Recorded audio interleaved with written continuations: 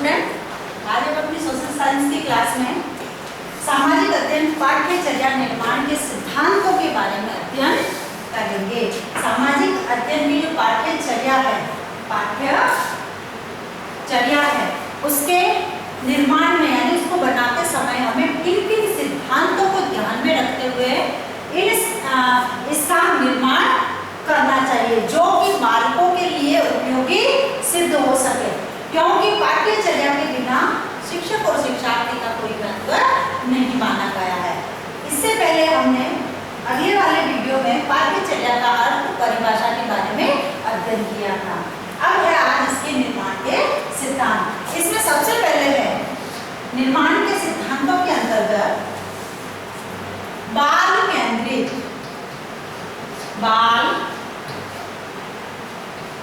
केंद्रित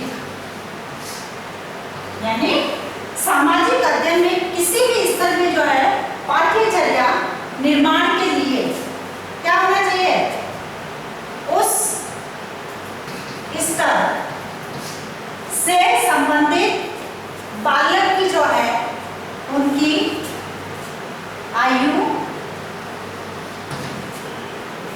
तथा उनकी योग्यताओं,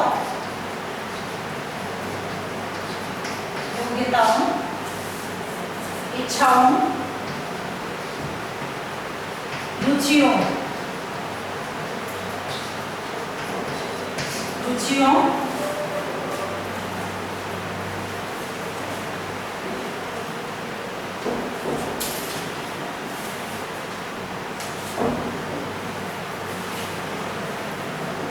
तथा पूर्व ज्ञान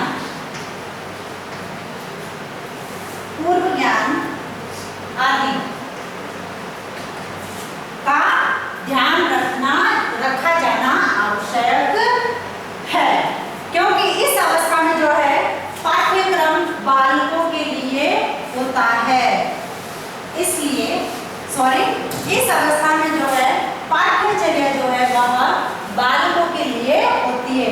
इसलिए कहा है कि जो पाठ्यचर्या का निर्माण करते समय हमें इस बात का विशेष ध्यान रखना चाहिए कि जो है हमारी जो पाठ्यचर्या है वह बाल केंद्रित होनी चाहिए, यानी बालक को केंद्र में रखकर या बालक को केंद्र मानकर पाठ्यचर्या का निर्माण करना चाहिए, क्योंकि पाठ्यचर्या निर्माण के समय बालक की जो योग्यताएं हैं और उनकी जो आवश्यकताएं हैं उन योग्यताओं तथा आवश्यकताओं को इस पाठ्यचर्या के माध्यम से हम पूरा कर सकते हैं। इसलिए जो है पाठ्यचर्या जो है वह बाल केंद्रित होनी चाहिए। फिर है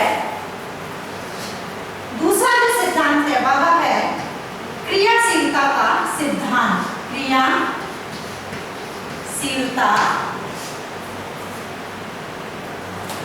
का सिद्धांत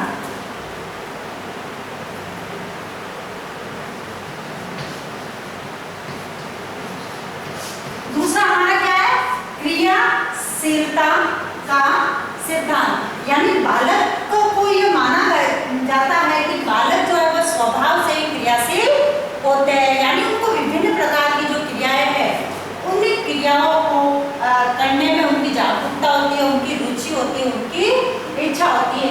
तो बालक जो है स्वभाव से क्रियाशील माना जाता है तथा वह विभिन्न प्रकार की क्रियाएं करता है, और इसी के आधार पर इसी सिद्धांत को देखते हुए पाठ्यक्रम में जो क्रियाशीलता के सिद्धांत को महत्व दिया गया है तथा उनके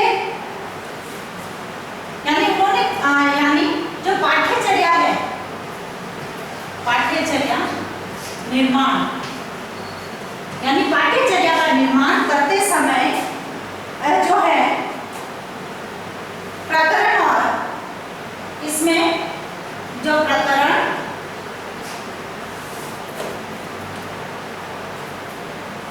और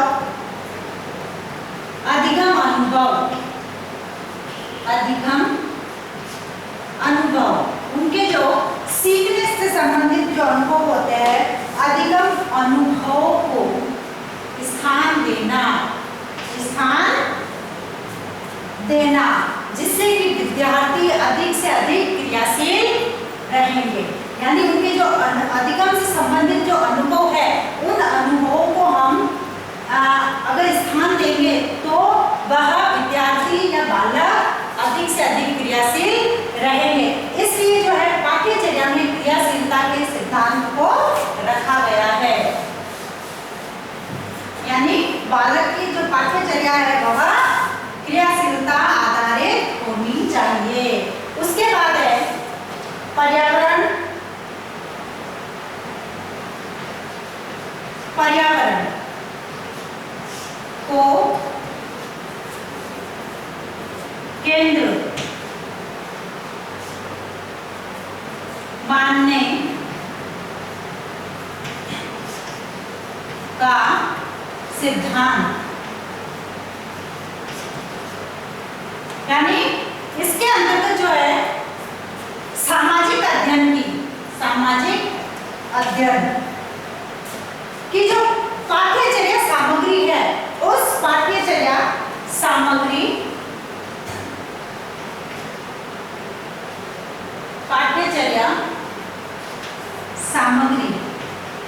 और पाठ्यचर्या सामग्री और अनुभव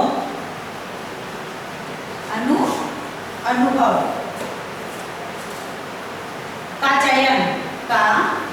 चयन उन्हीं के जो पर्यावरण है, उन्हीं के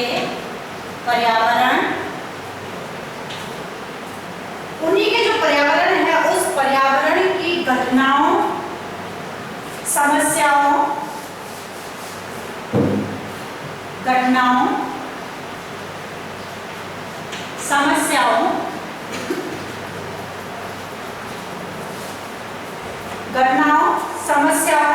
तथा परिस्थितियों के आधार पर बनाकर किया जाना चाहिए।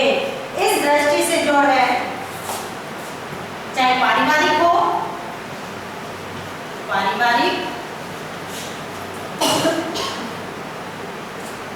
भौतिक,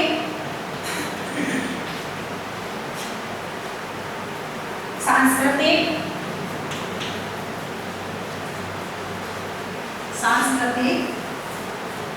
आर्थिक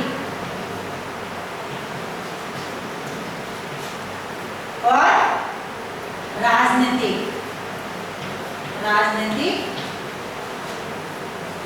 और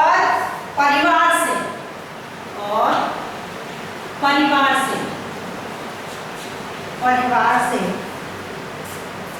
बाहर जो फैला हुआ जो वातावरण है, उस वातावरण को ध्यान में रखकर पाठ्यचर्या का निर्माण करना चाहिए। यानी बालक के जो परिवार से संबंधित हो, चाहे भौतिक से संबंधित हो, चाहे सांस्कृतिक से संबंधित हो, चाहे आर्थिक हो, राजनीतिक हो और परिवार से संबंधित हो, इन सब के अलावा भी जो वातावरण है उसको ध्यान में रखकर पाठ्यचर्या का निर्माण करना चाहिए, जिससे कि बालक जो है विभिन्न प्रकार की जो परिस्थितियां है पर्यावरण से संबंधित, उन पर्यावरण से संबंधित परिस्थितियों से अवगत हो सके। यानी जब तक पर्यावरण को केंद्र मानकर पाठ्यचर्या का निर्माण नहीं किया जाएगा, बालक अपने आसपास के वातावरण को या अपने आसपास के वातावरण से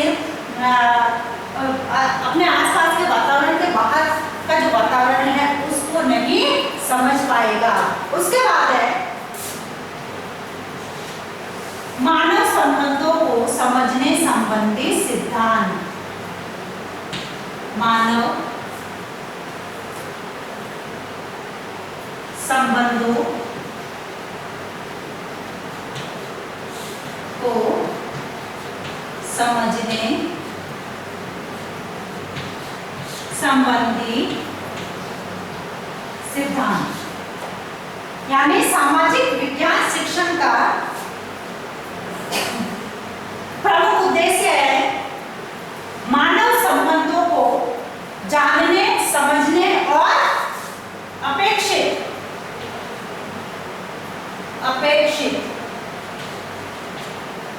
अपेक्षित संबंध बनाने के लिए आवश्यक कौशलों तथा अभिवृत्तियों का विकास करना है। यानी जब तक पाठ्यचर्या में मानव संबंधों को समझने संबंधी विषय को महत्व नहीं दिया जाएगा, या इस प्रकार के प्रकरण नहीं डाले जाएंगे, या इस प्रकार के विषयों से संबंधित विषय सामग्री नहीं होगी, तब तक बालक जो है इसको नहीं समझेगा। क्योंकि जो है अपेक्षित संबंध यानी अपेक्षा, उनकी अपेक्षा के अनुसार अपेक्षित संबंध, उनको अपनी अपेक्षा के अनुसार जो है आवश्यक जो कौशल है वह कौशल और अभिवृत्तियों का विकास नहीं कर पाएंगे। साथ ही अतः इस बात का ध्यान में रखते हुए जो है सामाजिक विज्ञान के प्रकरण और अनुभव, यानी मानव संबंधों से संबंधित जो प्रकरण है और अनुभव है, उन अनुभवों को ध्यान में रखते हुए पाठ्यचर्या का निर्माण करना आवश्यक है। अब है अपना समुदाय को केंद्र मानने का सिद्धांत। समुदाय को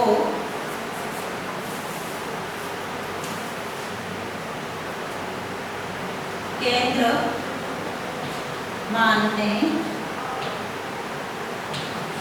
का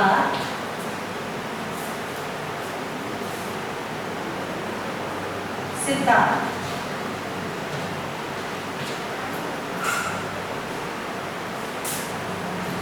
इससे अर्थ है समुदाय को केंद्र मानने के सिद्धांत से आशय लिया जाता है कि जो है क्योंकि बालक जो है समुदाय जो है क्या करता है, बालकों का साथ देता है। यानी समुदाय से केंद्र मानने के सिद्धांत से आशय है समुदाय जो है बालकों का साथ देता है, और बालकों से भी अपेक्षा की जाती है कि वह समय आने पर अपने समुदाय विशेष को समझे तथा उनका साथ दे तथा उसमें व्यवस्थित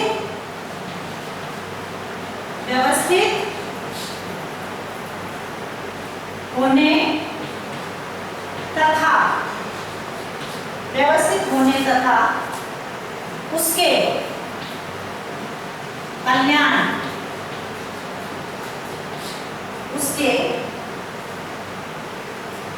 कल्याण के लिए रचनात्मक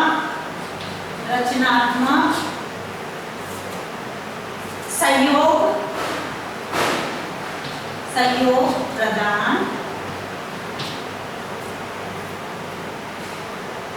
करें।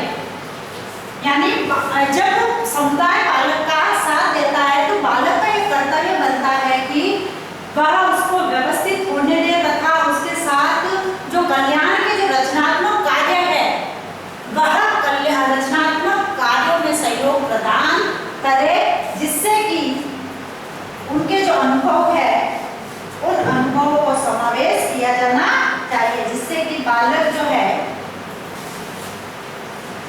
अपने विशेष से क्रियात्मक और भावात्मक दृष्टि से जो है समुदाय से जुड़ सके। यानी पाठ्यचर्या जो है उसमें समुदाय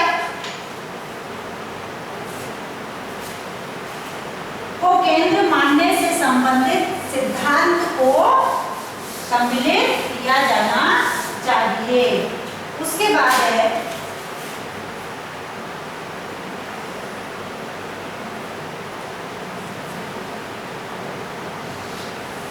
समुदाय का सिद्धांत।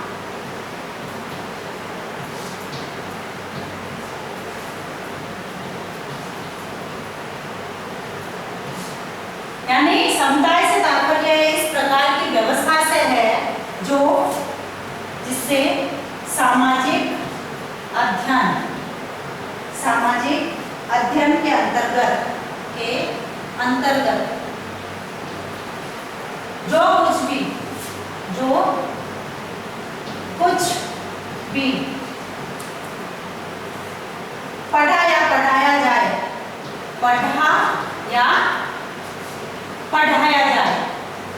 बढ़ाया जाए, उसका संबंध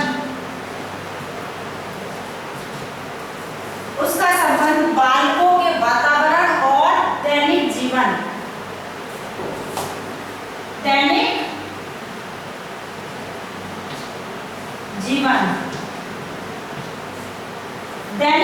की जो क्रियाएं हैं उन क्रियाओं दैनिक जीवन की जो क्रियाएं हैं तथा विद्यालय में संपन्न तथा दैनिक जीवन की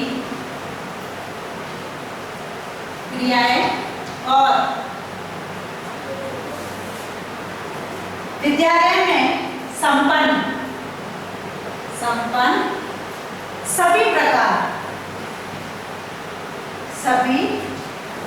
के कार्यक्रम है तथा अनुभवों के साथ स्थापित किए जाने चाहिए या किए जा सके।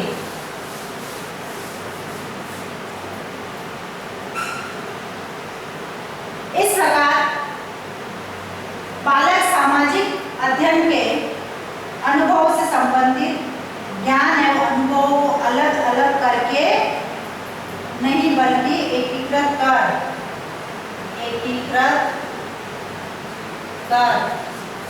उन्हें क्या करेगा, उन्हें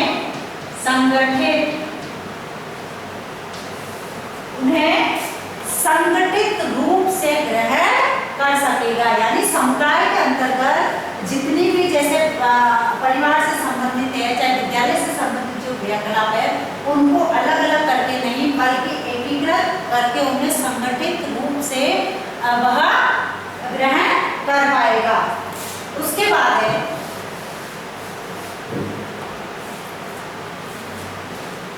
रुचि का सिद्धांत।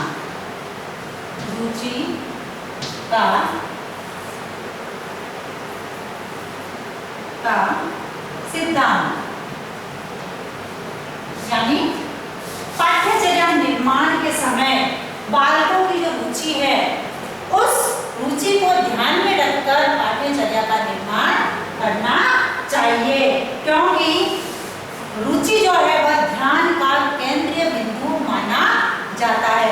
जब तक बालकों की किसी भी कार्य को करने में रुचि नहीं होगी वह उस कार्य को अपने पूर्ण मनोयोग से नहीं कर पाएंगे।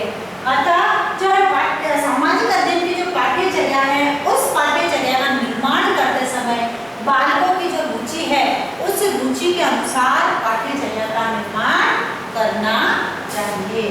उसके बाद है व्यक्तिगत भिन्नता का सिद्धांत।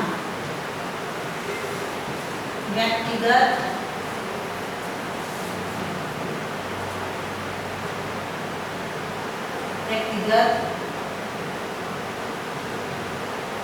विभिन्नता का सिद्धांत।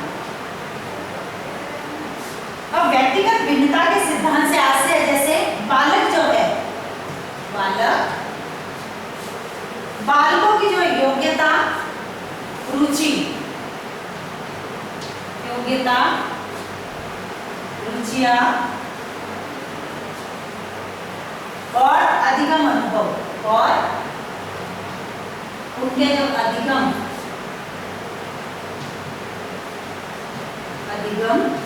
अनुभव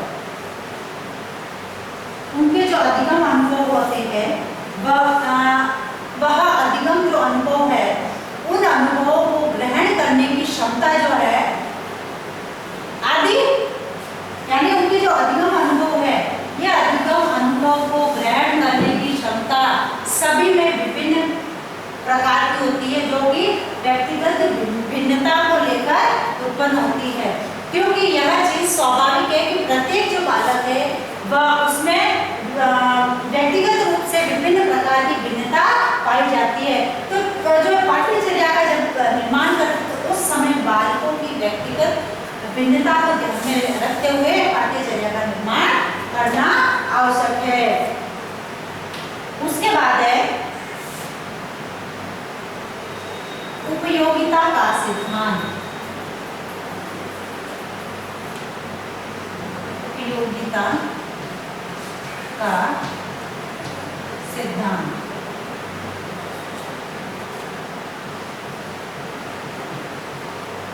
यानी इसके अनुसार जैसे सामाजिक विज्ञान की जो पाठ्यचर्या है, उस पाठ्यचर्या में उपयोगिता के सिद्धांत को महत्व दिया जाना चाहिए, जो कि व्यावहारिक दृष्टि से उपयोगी हो, परंतु इस उपयोगिता का क्षेत्र व्यापक होना चाहिए, न कि संकीर्ण होना चाहिए। जैसे दैनिक जीवन, जैसे दैनिक जीवन में उपयोगिता और पाठ्यचर्या का अन्य विषयों के अध्ययन में सहयोग देना, सहायक होना, व्यवस्थित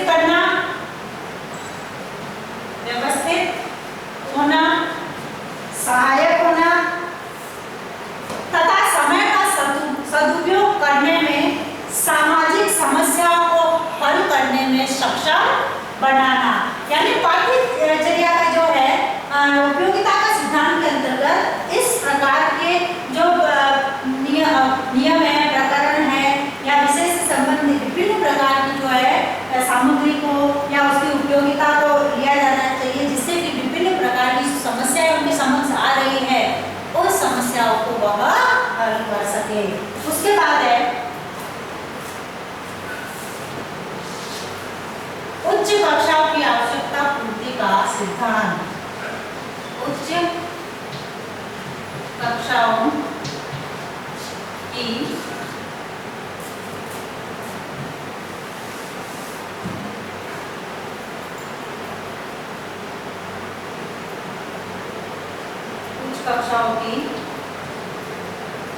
आवश्यकता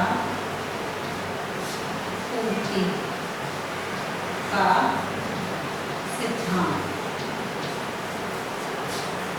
यानी विद्यालय में जो बालकों की पढ़ाई है, वह पढ़ाई किसी एक स्तर तक आकर नहीं रुकती है या किसी विशेष सीमा या किसी विशेष कक्षा में आकर नहीं रुक जाती है, किंतु सामाजिक अध्ययन की जो पाठ्यचर्या है, वह पाठ्यचर्या उच्च कक्षाओं की आवश्यकता की पूर्ति का सिद्धांत लिए हुए भी होती है।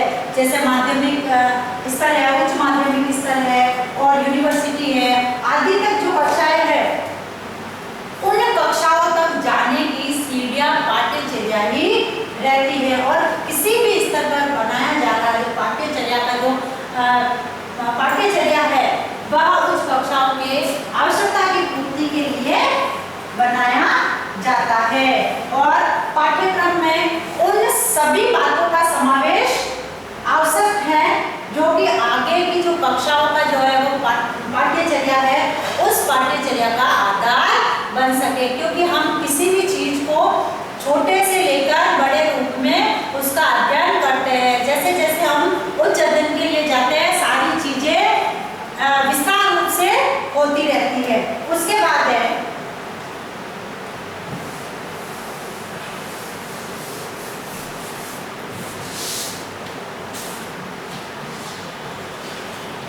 दूरदर्शिता का सिद्धांत। इसके अंतर्गत बालक की वर्तमान परिस्थितियों को वर्तमान आवश्यकताओं को देखते हुए वरन बालक की जो है वर्तमान परिस्थितियों की मांग को लेकर अपने जो भावी जीवन है, उस भावी जीवन में ठीक प्रकार से जीने के लिए जो है दूरदर्शिता के सिद्धांत को महत्व दिया गया है।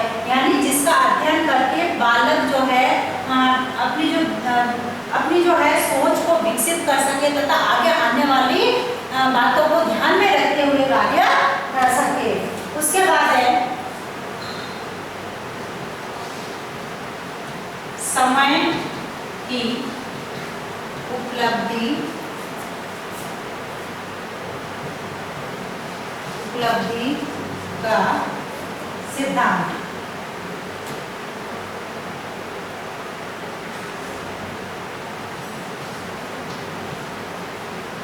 यानी इसमें इस बात का ध्यान रखा जाना चाहिए कि एक विशेष स्तर के लिए बनाए जाने वाली पाठ्यचर्या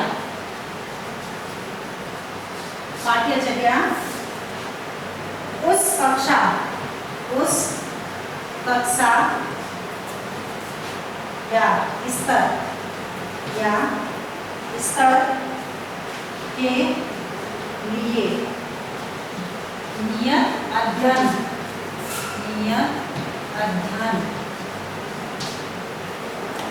समय के अंदर ही प्रभावपूर्ण ढंग से समाप्त हो जाए। यानी समय की उपलब्धि का सिद्धांत भी महत्व रखता है, क्योंकि जो है इस स्तर पर बनाए जाने वाली जो पाठ्यचर्या है उस कक्षा या स्तर के लिए ही नियत की जाती है, जिससे कि जो है अध्ययन कराते समय वह उसी स्तर तथा कक्षा के में पूर्ण हो जाए। उसके बाद है लचीलेपन का सिद्धांत।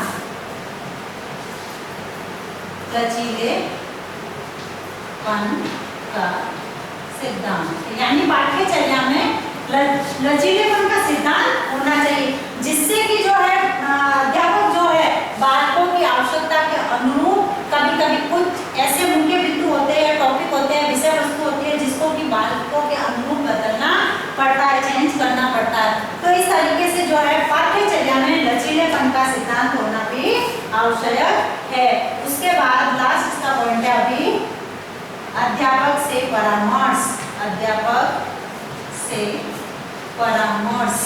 यानी पाठ्यचर्या का निर्माण करते समय जो अनुभवी अध्यापक है उन अनुभवी अध्यापकों से परामर्श लेना आवश्यक है, क्योंकि अध्यापक जो है बालक के सबसे करीब होते हैं तथा उनको जो है उनकी आवश्यकता की जो है पहचान होती है कि बालक किस तरीके से अपनी आवश्यकताओं की पूर्ति कर सकते हैं या किस तरीके से पाठ्यचर्या उनके विकास तथा निर्माण में सहायक हो सकती है।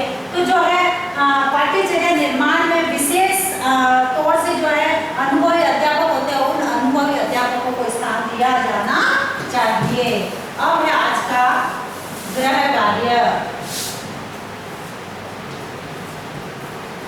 पाठ्यचर्या निर्माण के सिद्धांतों को समझाइए।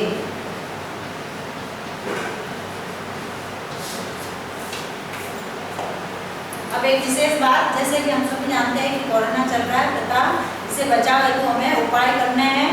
घर से बाहर निकलते समय मुंह पर मास्क लगाना है, हाथों को सैनिटाइज करना है और साबुन से बार-बार धोना है तथा सोशल डिस्टेंस का ध्यान रखते हुए 6 फीट की दूरी बनाए रखना। स्वस्थ रहे, सुरक्षित रहे।